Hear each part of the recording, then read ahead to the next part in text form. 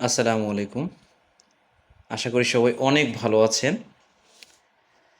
আহ, আপনাদেরকে আগেই বলেছিলাম যে আমরা এখন থেকে নতুনভাবে দেশের আমাদের যে প্রচলিত আইন আছে, আইন এবং এর ধারা এবং এর দণ্ডবিধি এবং কোন অবস্থাতে একজন সাধারণ মানুষ কোথায় যাবে বা কোথায় বিচার পাবে, তিনি কিভাবে আইনি প্রতিকার পাবেন, জাস্ট এসব বিষয়ে একটু কথা বলবো। তো শুরুতেই আজকে আমরা একটু আইন সম্পর্কে জেনে নিব যে আসলে আইন জিনিসটা কি। আসলে আইন হচ্ছে একটি শব্দ।